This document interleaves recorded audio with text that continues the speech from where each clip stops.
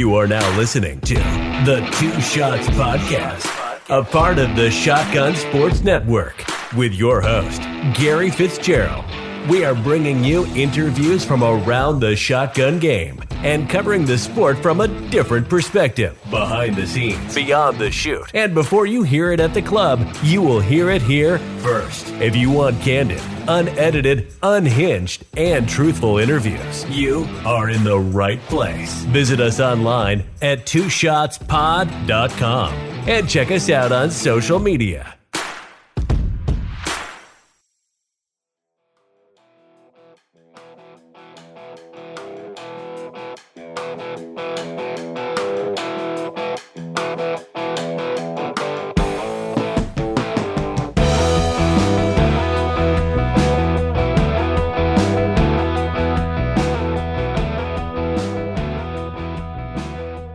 Hey everybody, Gary Fitzgerald, Two Shots Podcast. On this week's episode, we have Derrick Mein. If you guys find the World Series of Checkers exciting, you'll be at the edge of your seat. If you think paint drying is the most fascinating thing ever, you will not want to miss this one. If you're a fan of snail drag racing, tune in, because now we'll begin the Two Shots Podcast with Derrick Mein.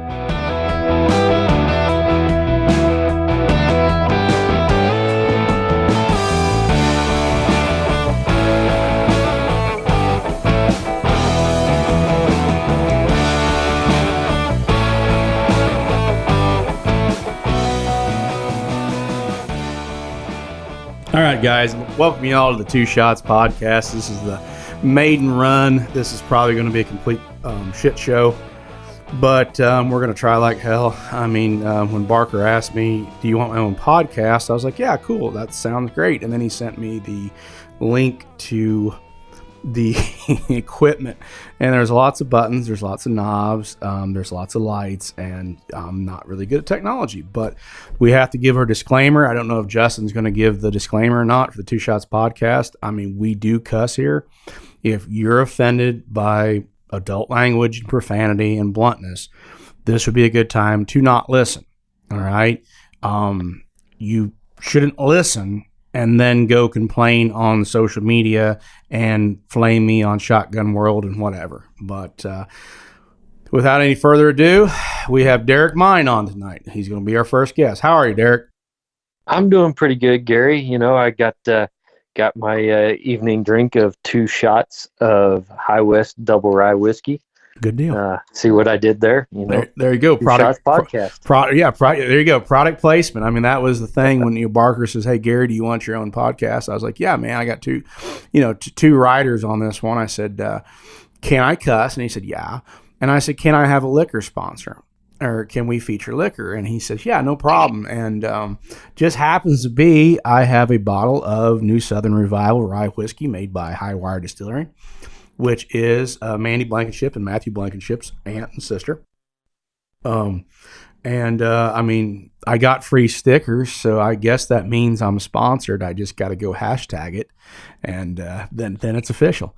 So yeah, it's not official if it's not on social media. That's right. I mean, even if you paid for it, as long as you hashtag it and look official, then nobody even asks the different, says anything about it, and then you can keep on living your own lives. But anyway, what we kind of talked about in the last podcast with Barker is we're wanting to do a little bit different take on this show and move in a different direction. I mean, everybody wants to do the glossy of, hey, how'd you get shooting and all this kind of stuff, but I kind of would like to show a little bit different side of people and get into the, just kind of the behind the scenes. Show a human element to every part of this, not just the shooters, but the range owners and all that kind of stuff. So let's go ahead and talk about. Everybody pretty much knows who you are. If you've been living under a rock, we all know pretty much your accolades and your wins and your accomplishments and stuff like that. But let's talk about, what makes you you, and tell us about the life you've chosen. Everybody knows the upside and the magazine and all that kind of stuff where you see pictures of you and, you get a free shotgun and you get free shells and all that kind of shit. But let's just talk about your chosen life right here. So, well, just kind of like you and a lot of our friends, I grew up in the game of sporting clays and tagged along with my dad from an early age, and all through high school and college was shooting as much as I could when I wasn't playing baseball and other stuff, and just kind of progressed into when I graduated from college. I had an opportunity to go run a gun club and design a sporting clays course, which was a lot of fun. That lasted about a year before I moved back home and started running a different gun club closer to where I grew up, and was there about 3 years, and kind of with the support of my wife kind of kicking me in the rear, kind of finally realized that running a gun club for somebody else wasn't really for me. And that's kind of when Diana kind of more or less pushed me off the cliff and said, "Hey, go give this a try, and we'll know real quick if you can make a go of it." And she got a good job too. So that was yeah. Well, I mean, that's kind of what started it all. Was she got a great job that allowed everything to not have to worry and stress over paying the bills. Yeah, I mean, and that's something we a lot of people close to you probably know and all that kind of shit. But as far as you're kind of one of the rare birds that you've got an amazing home support staff. I can think of probably a good half a dozen guys that have the same type of situation, but it is a lot of sacrifice on the family's part. Yeah, I certainly couldn't do what I do without the support of my wife. Between her and Riley, they're always pushing me to be better, be a better version of myself, not only as a competitor but as a father and as a husband. So yeah, I've been blessed. I've got great parents that kind of show me the correct way to go about life, and married an amazing woman that's pushing me to do all the right things. Well, yeah, you definitely outkicked your coverage with her, that's for sure. But you do have to have a unit moving in a direction, because it can be penthouse or shithouse in this game. Everybody, because like I said, it's not the PGA, it's not the it's not even a flat track racing. You guys are hustling on the side. Yeah, and it's not even like professional bass fishing.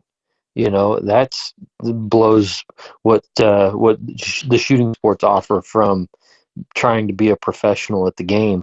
We're kind of down here at the bottom on our own level. And there's not really much out there that would compare from what it costs to do and what you can get in return.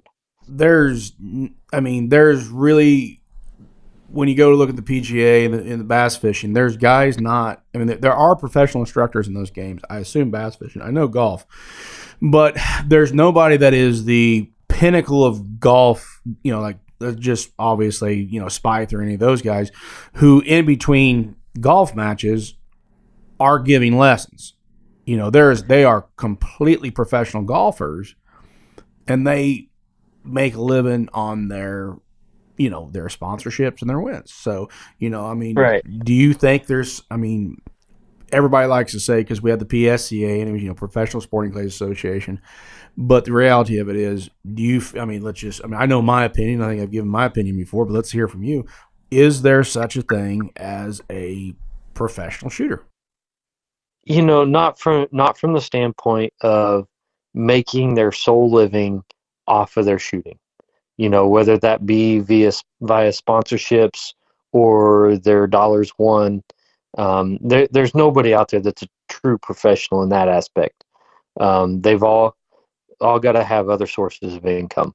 You can't make it alone just on shooting wins.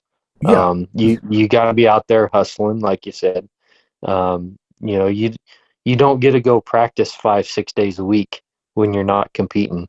You got to be out there teaching and doing what you can to make a buck here or there, so that way you're not putting anything at risk to go to the next tournament. Yeah, and that's kind of the thing that a lot of guys miss out, because we know who the instructors are, but the average guy who sees you guys show up, you shoot, you've got your gear on, the few guys that actually have sponsorships, not the complimentary shirt that you got with the gun and a sticker, but it's a rough go giving lessons. I mean, you're standing out there for whatever you book. If you book 6 or 8, 8 hours of lessons, and you have to stand there behind a guy. And to me, because I like to shoot and maybe I don't have a lot of patience, to me, I think that would be that's got to be a rough racket, because so. Yeah, when you start talking about teaching 6 to 8 hours a day for 3, 4, 5 days in a row, it does it does wear on you, and you get to the point where you don't want to go practice the way you need to, so you can go be competitive at the next tournament.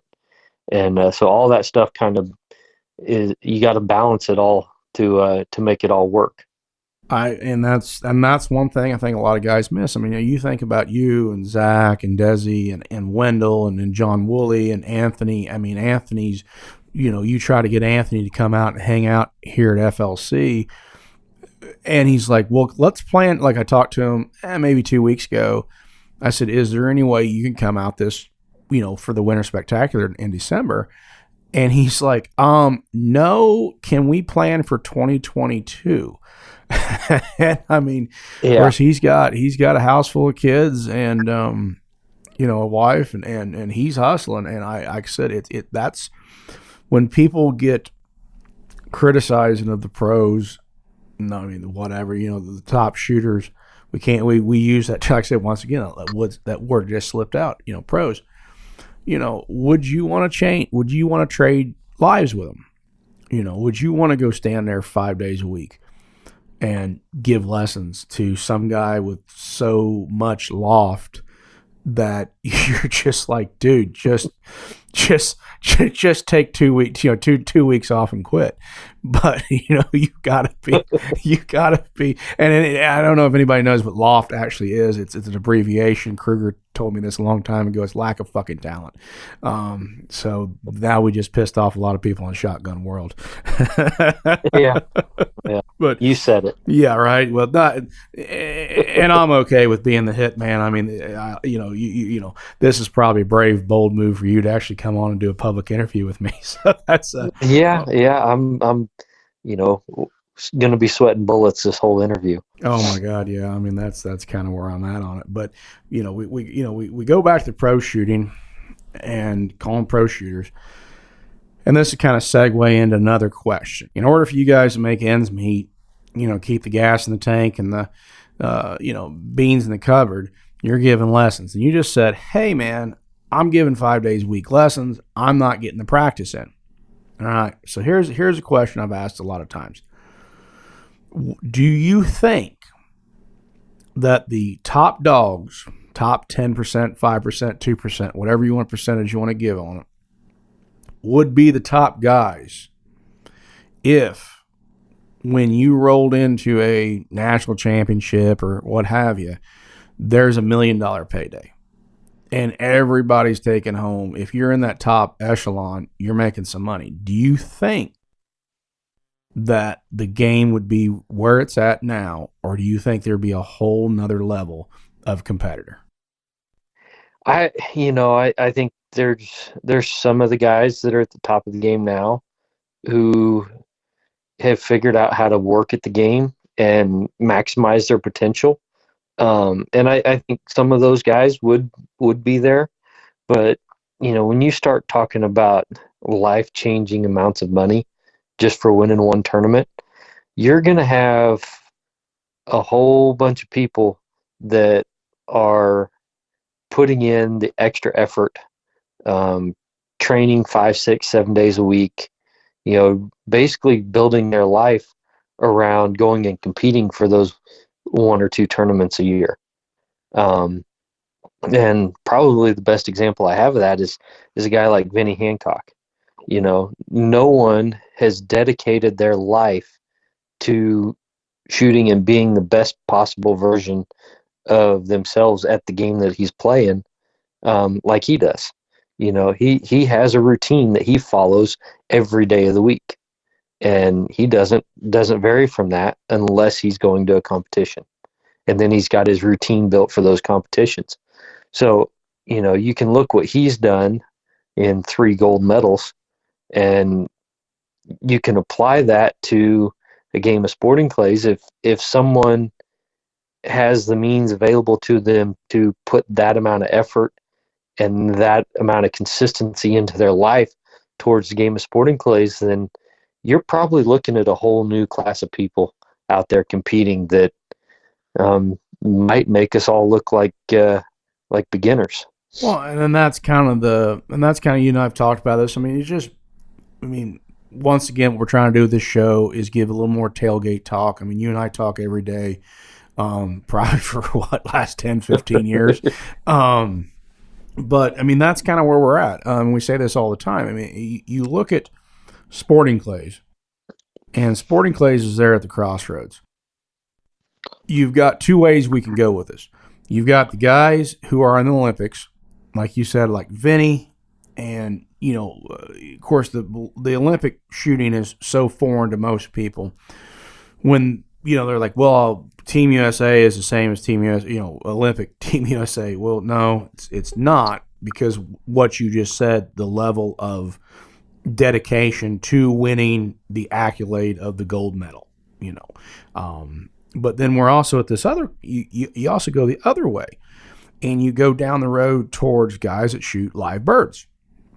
All right. And of course, obviously for, animal rights activists, we're not going to get into people involved in that, but there are certain people in the world, one of them is on this other end of this podcast, that is motivated by money for the most part. Not like I said, not greedy, but you also there's no money in this game. So you have guys, in my opinion, and you can, tell me what you think, that they don't give a shit about breaking a clay target for a candy dish. They want the money. Well, what do you think about that?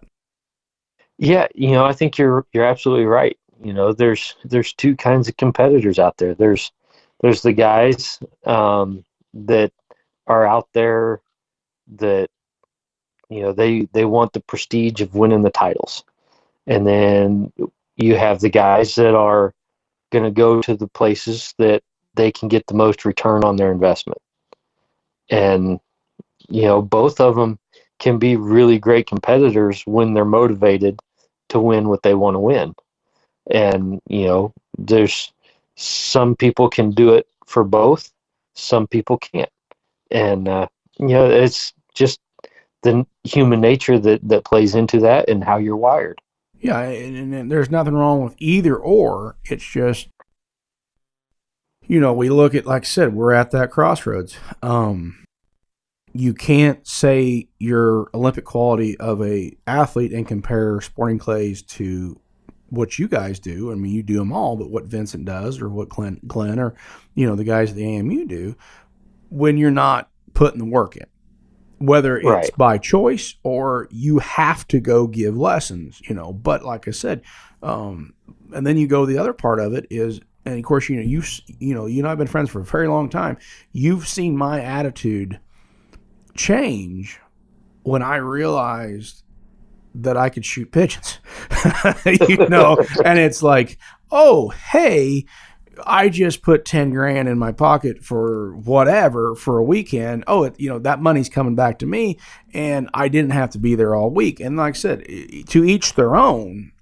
But now was it that, or was it the sour taste you got from people that came and wanted to participate at your club and then complained about everything? Well, yeah, that's the other part of it. From working in a club all day long, and running a club because you opened it because you loved it, and then everybody's whining and complaining, and you're like, hey y'all, there's a really famous part.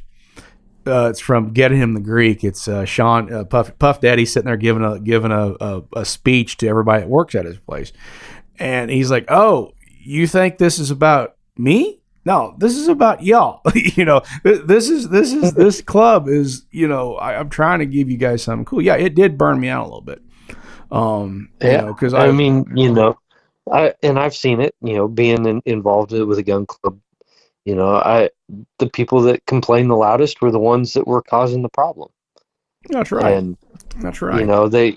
They couldn't see the forest for the trees, and weren't willing to pitch in a little bit to clean up their own mess, and then they'd go complain because they felt like they were paying enough in targets to pay someone to be dedicated just to cleaning up that mess. That's definitely not accurate. I agree 100%. I mean, it's I was talking to Barker the other day and asking him about, where he lived and stuff like that. And he asked me, why? And I was like, well, because I'm looking at another farm.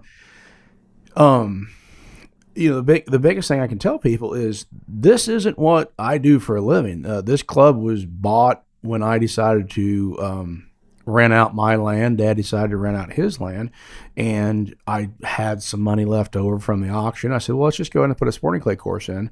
I love it. I mean, 30 years plus in this game. I love it. It's a great place to hang out with my friends. It's good for my, it brings shooting in the community.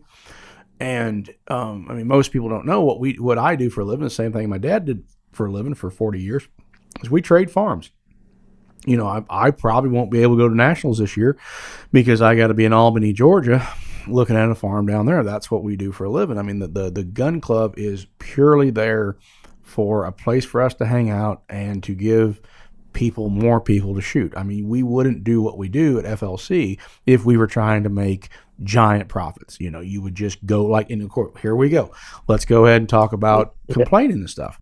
Well, one of the things that always comes to mind with me was past conversation with you is, you always kind of joked about FLC was where world champions came to train.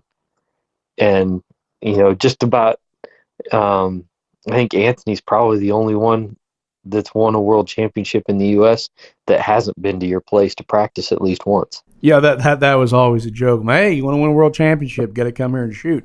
And that is why, and we're going to pick on Zach. I think this is just pick on Zach. Zach has never shot. I don't think he's ever left the couch. So Zach, if you want to win that world championship, you're going to have to come out there on the course because David he did leave the couch in that brand new set of camo deer hunting clothes that he got. Yeah, he did leave the couch in that. He did go. He had to wear it at least once. Yeah, he was on the course, but he was on deer hunting. I think we were on one of the park course shooting ducks. But no, I mean, and I understand. I mean, when you deal with the public on this level, people complain. But I guess I bring this up a lot of times to try to infer, like, hey guys, I'm doing all I can to make it a good experience. But we've kind of got sidetracked on this one. But we talk about. Let's go ahead and get a little bit real here for a second. You and I talked, you, me, Seth, Abel, us, and we all talked probably once, twice a day when you were over in Tokyo. You've been on every side of this. The sporting clays, your box bird shooter, and then Olympian. So you get to be one of the few that that won a place on the U.S. Olympic team. Not a lot of people get to do that. You went to Tokyo. And then you got to Tokyo, and like I said, I'm blunt. You didn't win, and you didn't take home a medal. Can you tell us, to show a little bit more about who you are? Tell us about tell us about that. Yeah. So, I went over, first let's go back almost 4 years ago now when, I was kind of talking with Diana, and for the 2008 Olympics, I had shot really good on the first half of the trials, and then still being in college and being young and not realizing the gravity of the situation, I didn't really put into it what looking back, I should have. And so I missed the U.S. finals for those trials in '08, but I was fairly close to making the finals. And so I always had that in the back of my head, like, whenever it's right, I need to give that a try again. And so about 4 years ago, you know, shortly there, well, about during the 2016 Olympics in Rio, I'd kind of gotten my feet under me. I'd won Dubai and won the World Feed Task, and just kind of was at a point where, maybe it's time to look back in my history and maybe go give that a try. So I went to a couple shoots and shot pretty good. The first one I went to was down at Fort Benning, which, for people that don't know, in the bunker trap world, that's the hardest place in the U.S. to shoot a good score. And went down there and still to this day is my highest score out of 125. I broke a 121, and that just kind of fueled that fire to, hey, I can still do this. And fast forward, the next year I shot the selection process, and I ended up fourth or fifth in the trials. The top three went to the World Championships and the CAT Games, and so I didn't get to go anywhere that year. Then the next year, I finished fourth in both halves of the trials and was able to get a spot at two of the World Cups. And I missed the Pan Am team by one or two targets, which the top two in the trials process got to go to the Pan Am Games, which is ultimately where we got our first quota places for the Olympic Games in 8 years, or 12 years, I guess it was. But going back to the World Cups, I went to Alain, and I broke a 119 out of 125, which is a very respectable score, well over the 112 requirement to be eligible for the Olympic Games. So, and you can only get that MQS score, which stands for minimum qualification score, at a world competition, whether it be a World Cup, World Championships.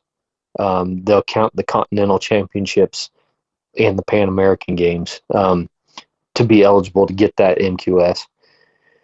So get back from there, and then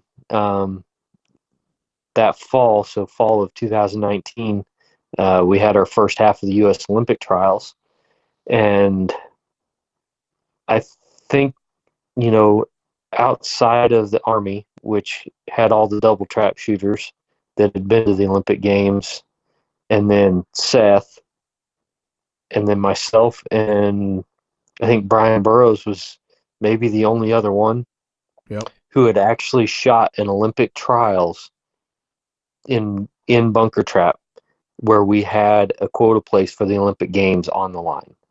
Yeah. And I think that experience from, 12 years prior, it really helped me build through that process. And I won the first half of the trials.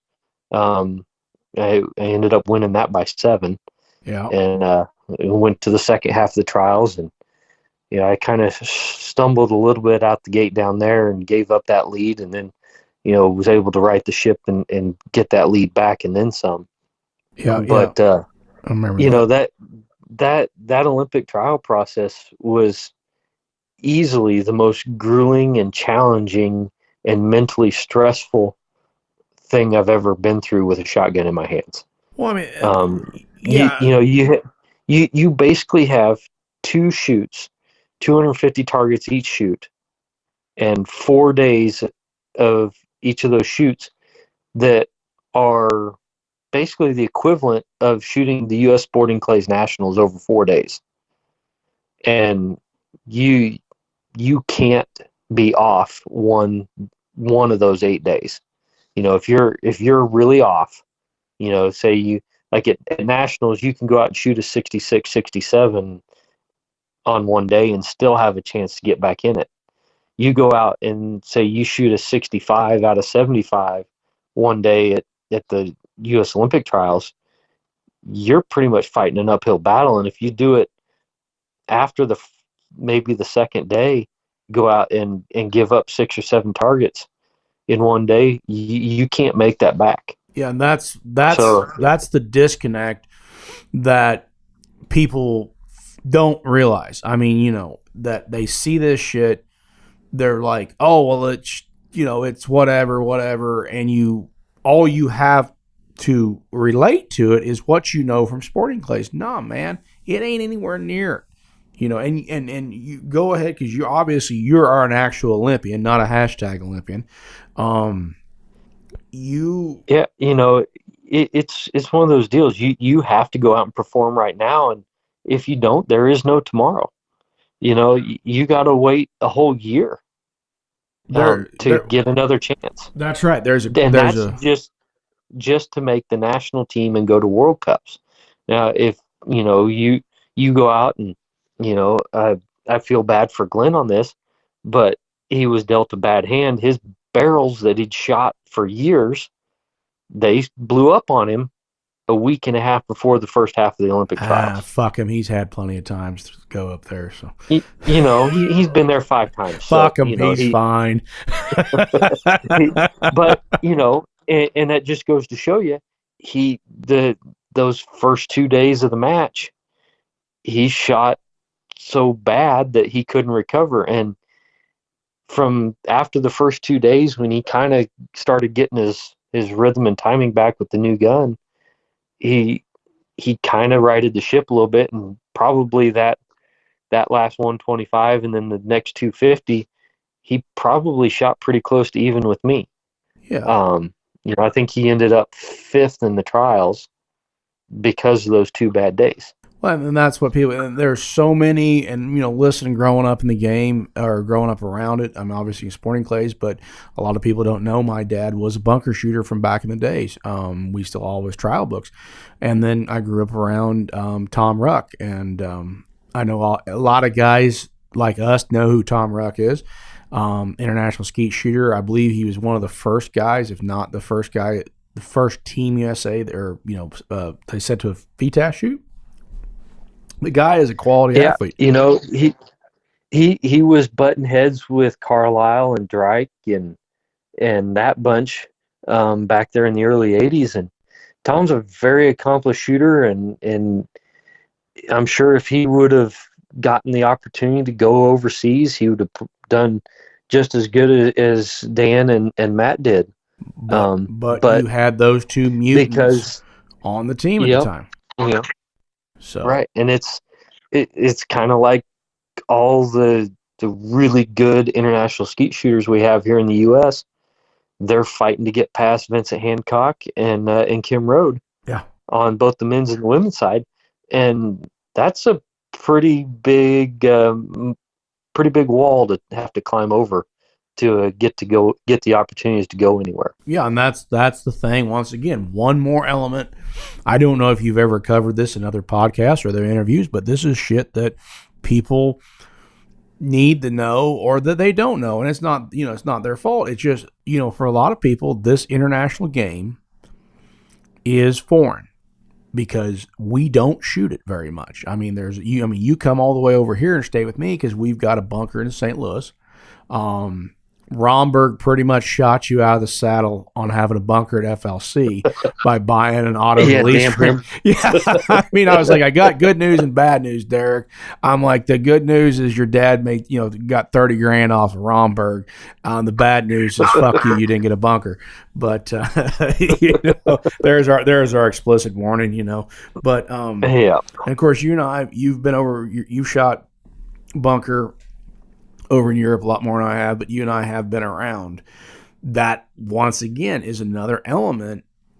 They shoot a shit ton of international games, you know, right. Bunker in Europe. Yeah, so, you know, you go to, say, you take a country like Italy, and they're more or less the gold standard when it comes to men's trap. You know, you've got, outside of Michael Diamond, pretty much everyone else is from Italy.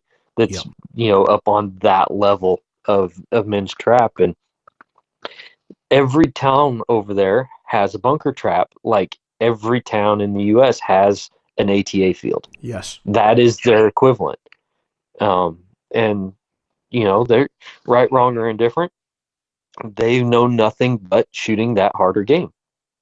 And so it's more natural for them. It's more instinctive because they've gotten to do it so often for so long, and they're really hard to beat. Yeah, I mean, to summarize, we went to the Italian Green Cup this year at Umbria Verde, and that's basically the Italian national championship for bunker. And there were, I want to say, there were almost 200 people shooting trap. It's insane. And most of them you've never heard of. They've never been on the national teams or anything like that. And they were just as competitive as the next guy. There were guys that shooting 117s and 118s that you look at them and go, how can that guy break a target? And he's kicking my ass, So that's what we battle when we leave the U.S. to go shoot bunker trap. And I mean, yeah, exactly. But to summarize, Europeans are into some weird shit, and let's just go ahead and say that. But I mean, that's once again, it's an element that the average guy doesn't understand. And I always give the analogy. As you and I have shot a fair amount of bunker together, and I kept my word. I'm going with you to Arizona. I'm out there to shoot desert quail. It's going to be I'm actually kind of nervous about going out there to shoot a competition of bunker, and I'm going to stick with it. I'm actually having to practice and put an adjustable stock on that one gun, that the barrels I got off of Ryan Haddon. But it is different, and you have to explain, like I said, going back to my analogy, I've seen a lot of sporting clay guys, hey, I'm going to go shoot bunker with you. And they bang out a 22, 23. And they're like, shit, this isn't nothing, And then I'm like, let's go shoot another 25. And 16 it is. And they're like, let's do another string. And 13. And I'm like, yeah, it's a game that you cannot absolutely relax on. I mean, it's like, right. Yeah. It's not that, the targets are flying anywhere from 60 to 68 miles an hour, but it's not that each individual target is necessarily that hard from a making a shot perspective, but you throw in the variable of not knowing what target you're getting and constant rotation, so you don't just get a set on one post and shoot your 5 targets. You're constantly moving, so you've constantly got to reset your eyes and reset your stance, and there's so many variables that go into it that it makes you anxious, it gives you anxiety, makes you want to anticipate, and inevitably you're going to false start. And whoever does that the fewest amount of times is probably going to be the winner. Exactly. I mean, the whole time you're up there shooting, it's like you're waiting on your high school girlfriend to get her period to see if she's pregnant or not. And that's the level of anxiety you've got. Dude, we've already lost all the Puritans and the junior shooters, so go ahead, let it fly. But yeah, that's kind of where we're at, And I hopefully we went over some stuff here on this that we haven't done on other podcasts. Just trying to get people to understand a little bit more in detail. I mean, the stuff that we take for granted, the locker room talk, the tailgate talk, the whatever, the analyzation of what we're actually going through, or like I said, behind the shooting scenes, I want to get it out there in front of everybody. It's kind of like in class, nobody ever wanted to talk first. Like, does anybody know the answer? And nobody puts their hands up. Or the questions asked, whatever, in a group of people. No one wants to speak first. We have things we want changed. We have our issues with our games, but I'll give an example. We brought it up a little bit about the Olympian stuff. Your wife calls me up, says, "Hey, Gary, how do I go about addressing a certain subject without sounding like an asshole?" I said, "Diana, I believe you've called the wrong number because I can't help you with that shit. I'm going to come across as a prick." And I said, "Well, if it bothers you enough and you don't really give a shit about who you're offending, if they're a person that you don't hold their opinion or whatever in high regard, who gives a shit? Just go with it." And what I'm saying is the fake hashtagging of someone who it is, of whatever you're claiming, which is a false claim. But as soon as Diana made the post, it was amazing how many people jumped in. The door was open, and we started addressing the fact that in this world of social media, people are doing this bullshit, which is just lies, in order to promote themselves. And we're talking about, hashtagging yourself that you're an Olympian or hashtagging yourself as a sponsor. What do you feel about all of this self-promotion on false self-promotion? Let's just not self-promotion. You can promote yourself if you're, working for Kohler or Federal or, what have you. And that's what your job is, because you have a contract. You either have goods, right, services, or monetary means. But as a guy who makes his living from this game, who has worked his ass off, put the fucking time in, what do you feel about all this fake bullshit, goes out there? Well, so first, I got to start by saying this is not directed towards the people that are proud of the products that they have chosen to purchase and use. It's one thing to go out and say, yeah, I chose this gun. I feel like it's the best. That's why I bought it. Versus, I feel like these guys owe me something, so I'm going to promote them. That kind of stuff bothers me, because there are people out there that, like you said, they're falsely promoting themselves to be something they're not. And when people do that, it takes away and almost belittles the people that have really gone out and earned it and worked their whole lives towards achieving something that now, because of the way social media operates, you have people just throwing stuff around, and whatever crap sticks on the wall, that's what they run with. Yeah, and it creates a bad taste for a lot of people in this game, I feel like. Well, yeah, it cheapens what you've done. I don't understand it. I mean, I guess we all try to live in this, we now have this social media, and I'm sure there's psychologists trying to figure this shit out now. But we've also we promote this bullshit of who we are. It's like, I don't know, fake it till you make it. But is it, I swear, you look at some of these guys, it's more important to look like a shooter than to actually win something. But that to me is probably the most accurate statement said. Is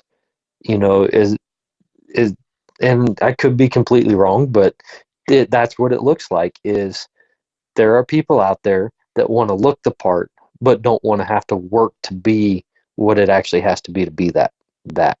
And it's really kind of a sad state for the game to be in. Yeah, it really is. It's just like, dude, and it's always that I've got a deal, or they gave me a deal, or whatever. And obviously you're super accomplished shooters, guys like you and Zach and Desi and Anthony, who actually have, and of course, I mean, what's kind of weird is I actually do too. I guess Krieghoff keeps me around for just nostalgia. But they keep thinking one day he's going to come back and shoot, and he's probably going to be mediocre as shit. But You know, we've learned how to finally spell Fitzgerald, so we'll keep putting it on the back of shirts. But it's a weird deal. It's a weird game anymore. Played with the social medias and the Instagrams and stuff like that.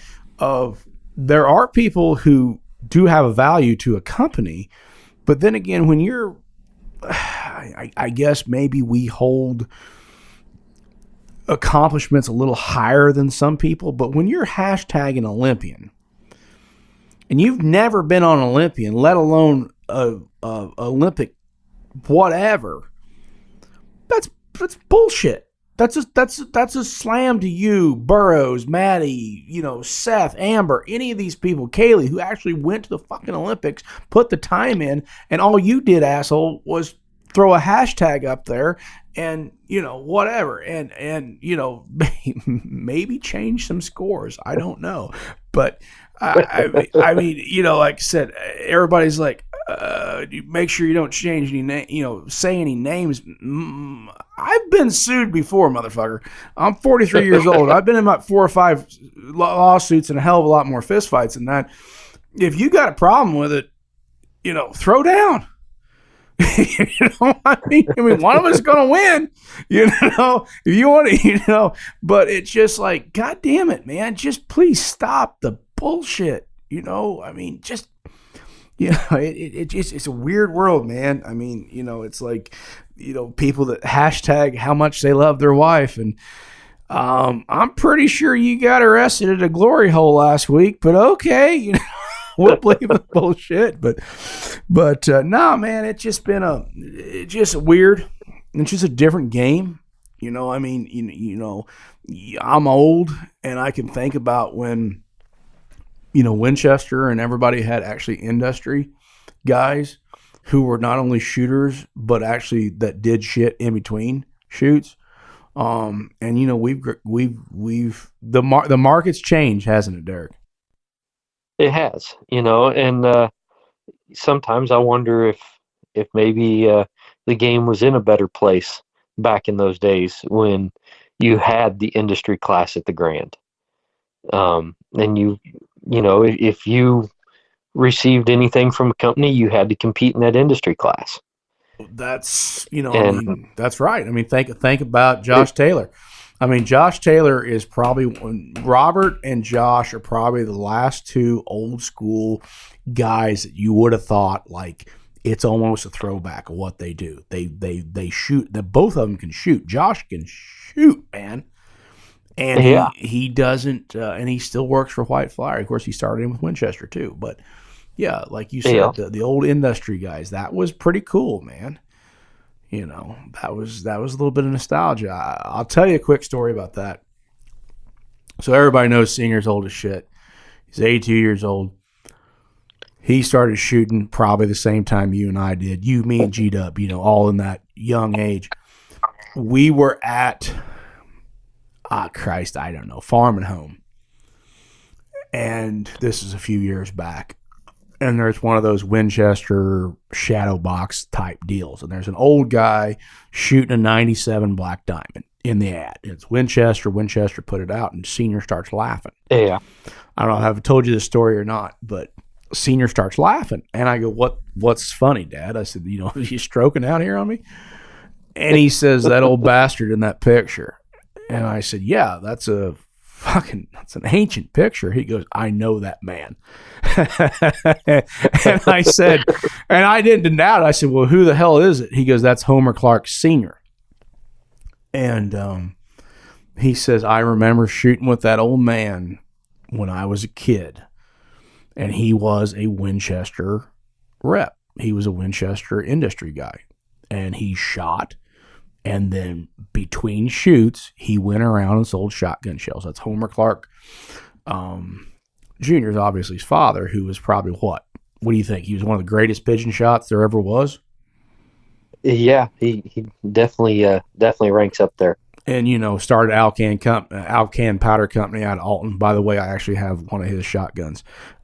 Pretty cool. But yeah, I mean, it's kind of like I said, you and I grew up in this game. Zach's, like I said, there's a few of us that are just horrible nostalgic about this shit because this is where we grew up. But yeah, it's just kind of a change. And of course, with the self promotion of fucking Jesus Christ. But I mean, if you're hashtagging, you're an Olympian, and you've never, and not getting into here's who said what, but just give it a break, man. When you get that team gear and you walk into that stadium, you're an Olympian. Other than that, long way to go. But got a few fun questions here. I'm learning all these technological terms on this shit. Let me ask you a question. Getting away from all this stuff, I've got two hypotheticals here. Are you ready for this one? Maybe. Would you? Yeah. Anyway, hopefully. So here's the deal. Would you rather have your ability right now and go back in time to when you were a junior and compete with your ability now, but you're going to age and you can either develop, you have a chance of going backwards or forwards, but you have your ability right now as a junior and you get to compete, you get to go back in time? Or would you rather be the best shot in the world for a year and a half, and no matter what you do, you win? Okay, so it doesn't matter whether you're winning. You can win the Nationals, U.S. Open, World FITAS, World English. If it's an Olympic year, you take a gold medal in skeet and trap. All right?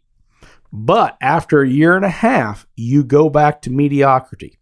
So you end up, you'll never be anything more than a mediocre shot after a year and a half. Where are you at? I would have to take my ability now and go back to when I was a kid. It's just to me that's a no-brainer.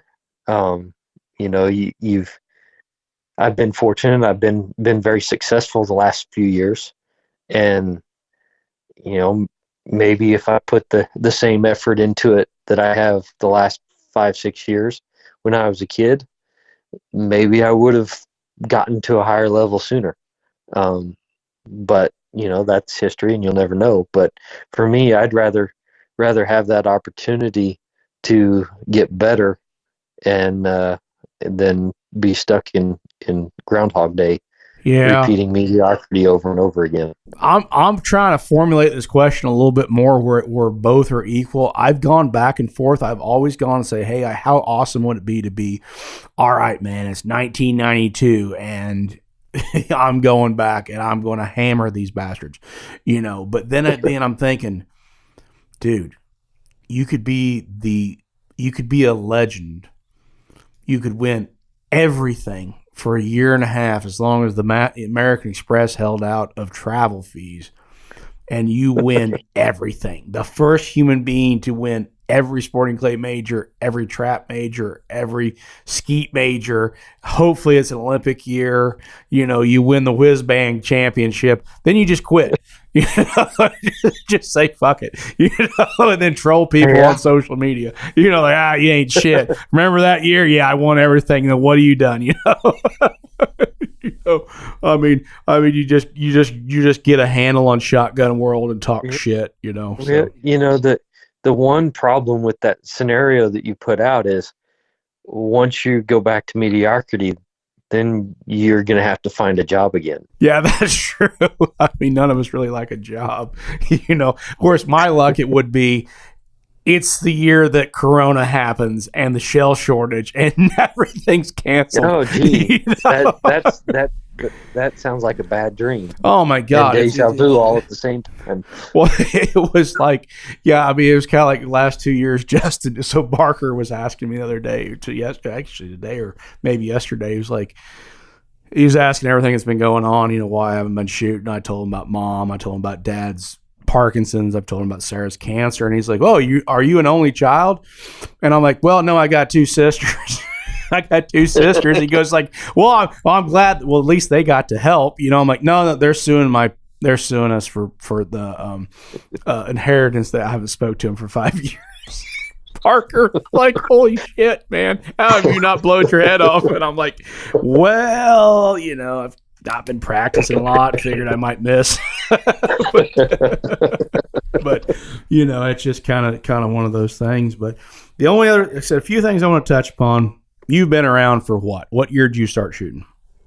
I shot my first sporting clays targets in 94. Okay, so I started shooting in probably 92, 91. Before that, I think we shot USSCA. And I think that there's a weird deal.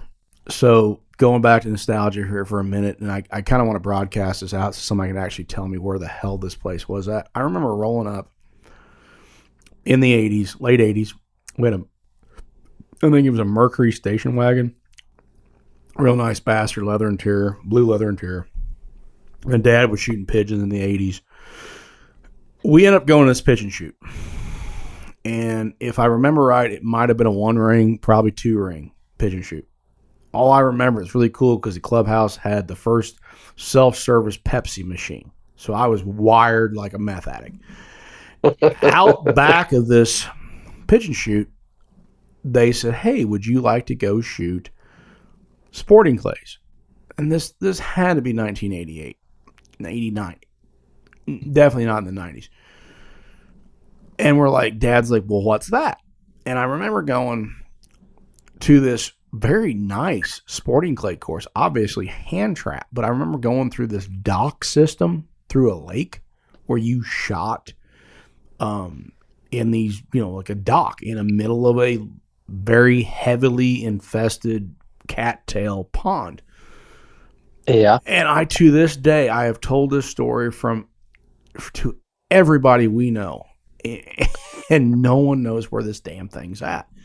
But I remember the clubhouse almost had like it was like an unfinished drywall interior, had a Pepsi machine, and that's all I remember. And I remember sitting in the back of that hot ass station wagon waiting for my dad to shoot a 9, it was a 9 trap layout, obviously a 9 box layout. To this day, I can't figure that out. But here's my segue into this question. NSCA catches a lot of shit. Everybody likes to vilify them and bash them. And I am definitely not a cheerleader of the NSCA, nor am I someone who's putting them down. What is the best thing they've ever done, and what is the worst thing they ever did? It could be both the same thing. and with that, I'm talking about the regionals. They, in creating the championship tour, has created a series of shoots where we day in, day out get to compete against the best in this country and make ourselves better and become better competitors, which I feel like has allowed us to go compete at the world level and be successful. But at the same time, those shoots have really taken away from your smaller clubs and really hurt the shoots that, we used to always go to. Like, and that shoots along the lines of like a Gamil Cup or the Seminole Cup, which are still going strong, mostly because of location and timing. But there were a lot of those shoots that were equal size with the Gamil Cup that would have 200 to 300 shooters at them, and those shoots are no longer around. Yeah, the old boutique shoots. I remember. Yeah, you remember the Midwest V-Task that Doug Fuller always threw down there in Oklahoma in March, and fucking awesome. It was either snowing cold as hell, or we were getting our first sunburns of the year. Yeah, but it was a good shoot. There would be 150 people there. He'd max out the shoot every year, and it was a good time. You'd go shoot your 150 VTAS targets, and I think you'd have a sporting clays course set up every day, and so you'd get to go shoot your fill for 3 days, have a good time, and shoot some great targets. Yeah, I mean, it was a great shoot. That was probably the first time I ever met your dad.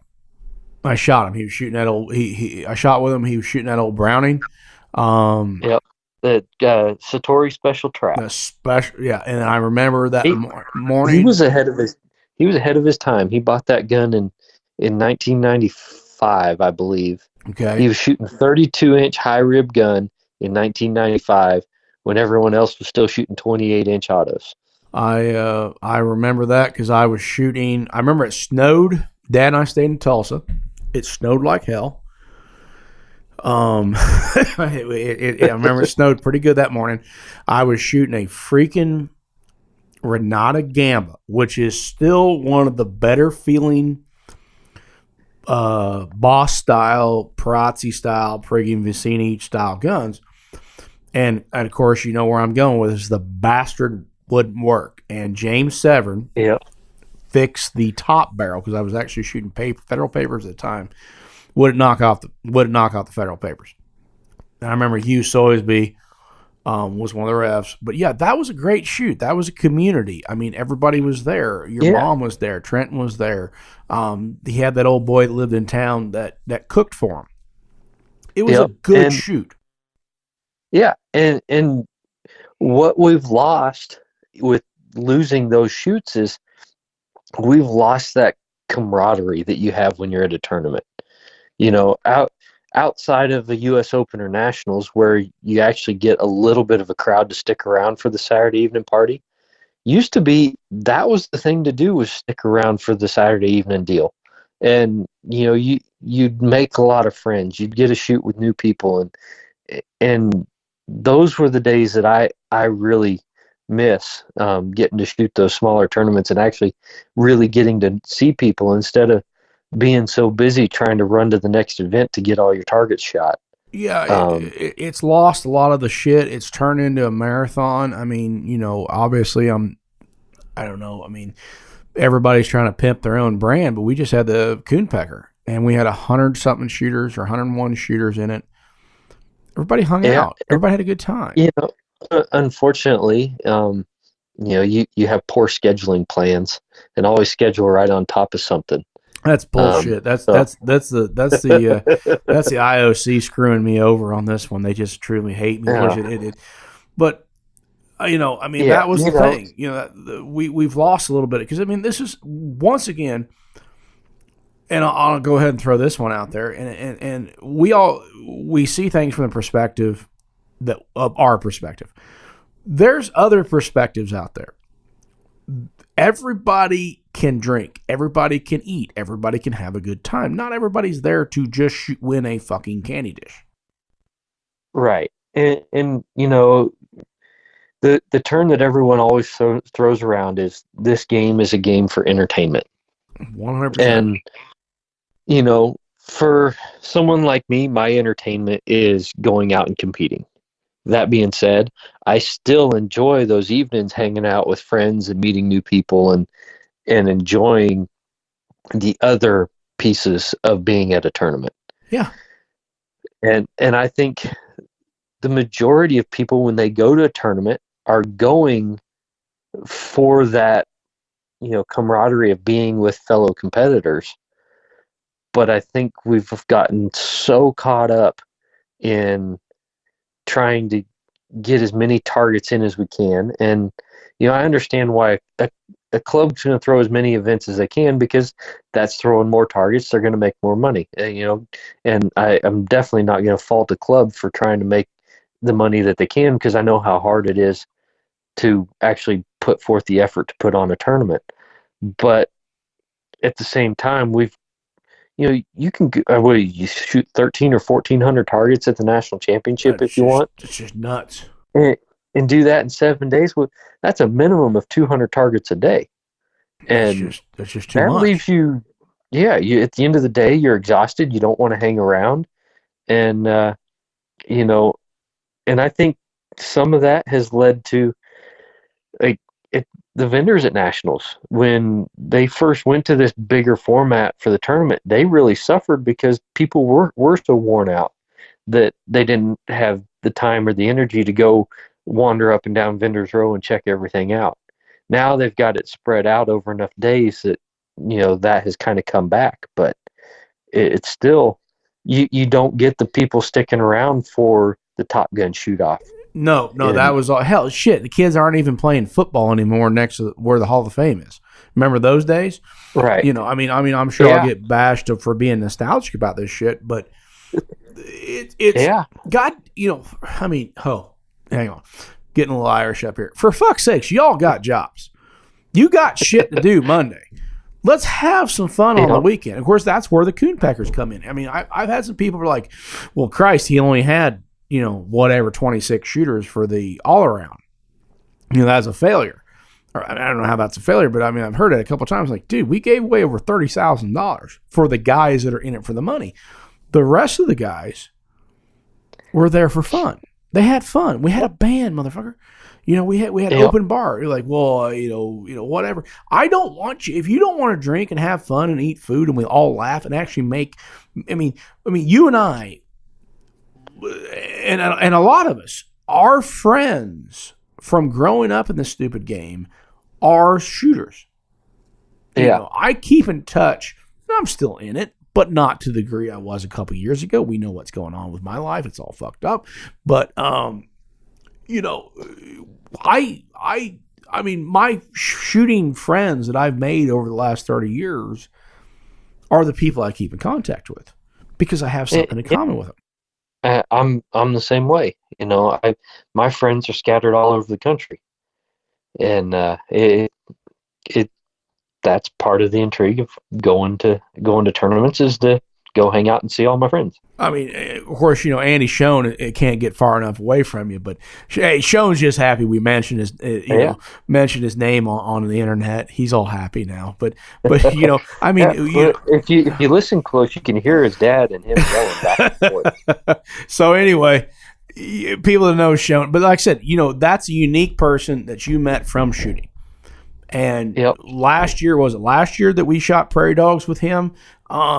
You would have never met Andy Schoen, and I would have never got to go see him drop Lloyd's 40X off a bench rest without for the shooting thing. But I'll tell you a quick Andy Schoen story. So this is what, a 35-year-old college student, 36 years old when he finally graduated.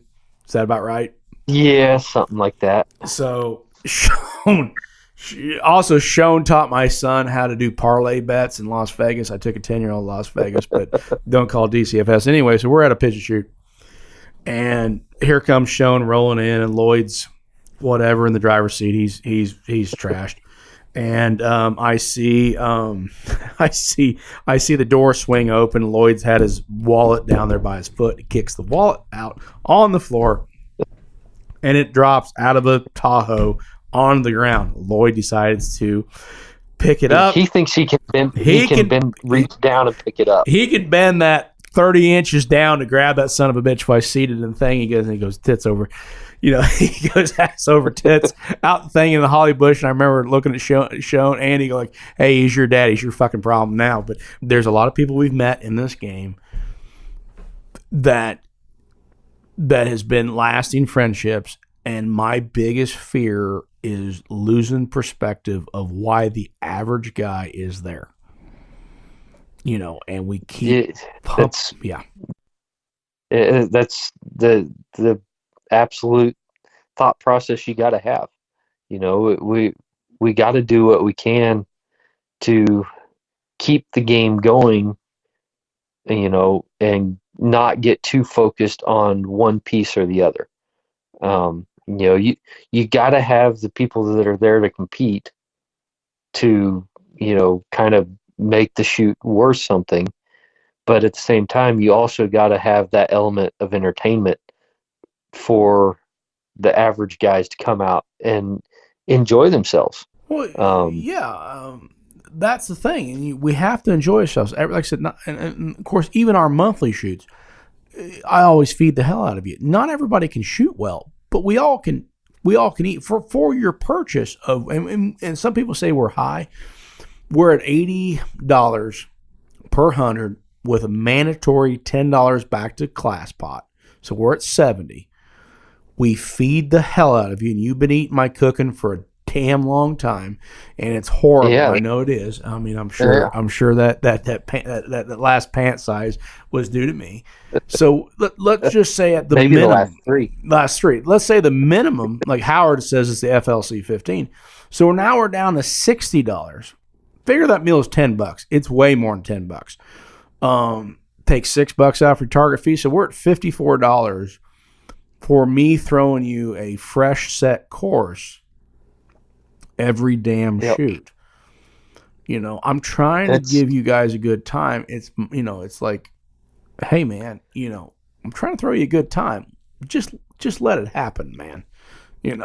Well, one thing that I came to the conclusion a few years ago is shoots and tournaments became a whole lot more enjoyable when I quit bitching about stuff. That's 100% right, Derek, because you're going down the interstate, you're playing a game with Riley or G-Dub or something like that, and it's like, hey, let's look for yellow cars. You'll see a shit ton of yellow cars if you're looking for yellow cars. If you're looking for a reason to bitch, you're going to find it. Yep. And it's just like the rivers, once your mind starts going negative, rivers get deeper. They don't get shallower. And no, they get rockier, deeper, and steeper. You damn right. And people get in that mindset of not having fun. Well, God, when you get that dirt thrown in your face at the end of your life, and that last date gets put on your headstone, do you really want to be? How many times you want to say like, well, I bitched because there wasn't enough water out there, or that target was a little hard. Man, I mean, this life is finite. There is an end to it. So you might as well have fun, drink a little bit. Yep. Hit on that Garth Brooks song, that little dash in between. Yeah, man. That's the truth. That's all it is. We're living that dash, and we need to go enjoy it as best we can. And if you don't enjoy something, don't go do it. I mean, yeah. I mean, you and I are we're both human. There's been a lot of tournaments because we do. When I actually shot and you still shoot, we play this game, and a lot of us do play it for life. We put our whole heart and souls in it. And there's been a lot of times when we were not in the best mood after putting a shitty performance in, but still, we have to keep in perspective. I mean, dude, we got kids, man. That's no matter how many medals you win or how many candy dishes you win, it comes down to it. You've got a little girl and you've got Diana, and it really doesn't fucking matter. I got G-Dub and some other kids. I don't know their name. I normally put name tags on them, but yeah, I mean, it just things get in perspective real quick when you take yourself out of the present and try to look at it as a whole point. But like I said, and we get to leave pretty. We're pretty blessed, and we get to enjoy our life, and yeah, man. It doesn't get any better. Yeah, I don't think. I mean, like I said, you're sitting there, at a shoot, having a good time. You're shooting a fucking shotgun at clay targets. Probably the most, I mean, just worthless thing you can ever, just whatever. And you're just having fun. It doesn't mean you're not curing cancer out there, man. You're just shooting. Yeah. Yep. Just enjoy it, dude. Have a good time. I mean, it's like at the Coonpecker. We got an open bar, motherfucker. Have a good time. Well, you charge $90 for it and you're $10 higher. I'm like, dude, you can drink that much. We got a band, man. Have fun. And then next year we're still doing the all around. And for the guys that want to make money, I don't give a shit who's here as long as we get 30 guys. Somebody's going to make money. And if we can try to teach these other shooters how to run a Calcutta, I mean, it's just like at a certain point, if you're not gambling on something, if you're like golf or shooting, if you're not gambling on it, it's just two dudes walking the woods together. And that's a little queer, man. So, and and we offended the gays. I mean, we've already pissed off everybody in Shotgun World. Yeah. I've got my little hate group there. But I don't know, dude. We've kind of hit all the topics. I hope it's good. If it's not, we're gonna drink again and do this shit again. But anybody has any questions or any comments, they can address it to Two Shots Podcast hate mail at hotmail.com and we'll get right to you. But what do you think, dude? You think we did good? I think you did. You know, you did what you did do best, and that's piss people off. Yeah, I mean, it's kind of like we go hunting with Ruck and Jay Harrington, and they always stick Jay Harrington and I together in the blind. And I've heard the bastard say a couple times, "Yep, just wind them up, let them go," you know. But you know, like I said, it comes down to it. We're all having fun. We're all trying to do what makes us happy. Diana told me a long time ago, she goes, she understands you, Derrick, and she would rather have you happy shooting than at home unhappy not shooting. So, you know, Yep. I mean, and if you got that kind of support, you can't do any, you know, you can only go, you can only go up. So, all right, dude. That's exactly. So, all right. Well, anybody, Shotgun World, you can get pissed off at me. Anybody didn't like. Here's my better half. All right. Hi, Diana. Hi, Gary. Bye. So, All right, dude. Take it easy. all right. I'll get you guys later. All right. Thanks, man. Bye. Bye.